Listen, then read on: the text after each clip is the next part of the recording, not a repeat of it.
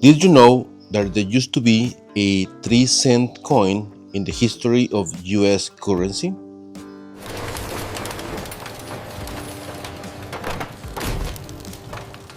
In 1850, a dollar was a lot of money. Many urban workers made only about $1 for a day's work. A farm worker, maybe half of that.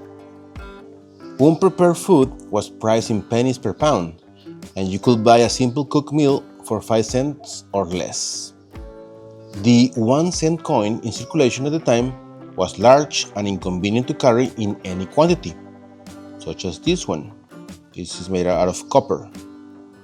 So, in 1851, inspired by a change in postal rates, a 3-cent coin was approved by Congress.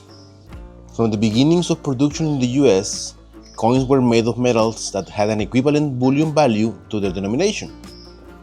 3 cents worth of copper would have resulted in a coin that was too large and heavy. Just for a size reference, I'm including on this frame a Lincoln penny, used to compare the size to the 3-cent coin and the 1-cent coin that was in circulation at the time. This 3-cent coin was initially struck in 75% silver for its first 2 years, increasing to 90% in 1854. Because of its low bullion value, this coin has the record of being the smallest US coin ever made, barely half an inch in diameter. Due to its small size, this coin had an interesting nickname.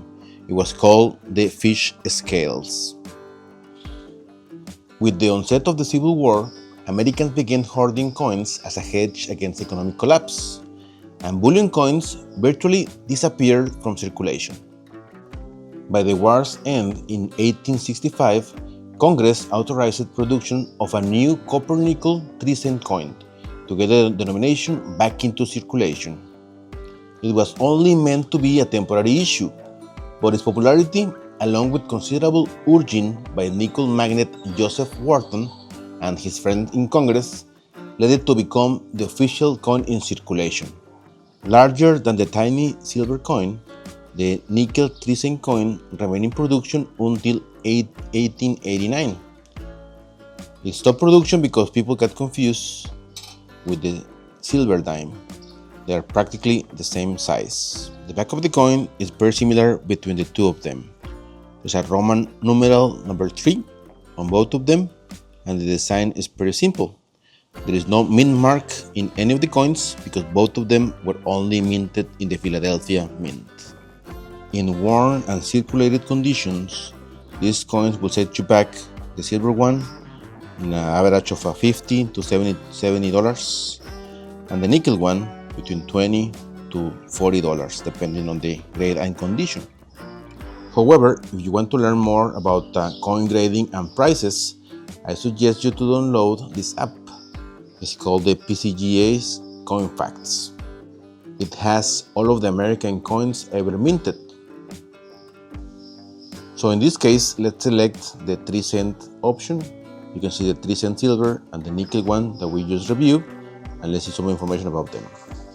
When you select the coin, it will appear different types of that coin if that's the case, and on each one of those, it will deploy the options of getting to learn about the price guide and the condition. Condition means the grade of how well is in physical condition. The bigger the number, it means that the coin is in a better shape in terms of condition. The lower the number, it means that it has some severe worn to it, as you can see from the app pictures. So, but it also provides a reference cost based out of auctions. You get the coin years in this column, the grades on this row, and you can see in dollars the auction value on those coins. The higher the grade, the bigger the cost of the coin. Some very high grade coins can be valued at thousands of dollars. But if you have a worn circulated one, like the one we were reviewing, it will set you back, as I mentioned, between the $50 to $70 in the case of the silver one. Alright, if you like this video, please subscribe to my channel or follow me in my Facebook page. We'll see you around.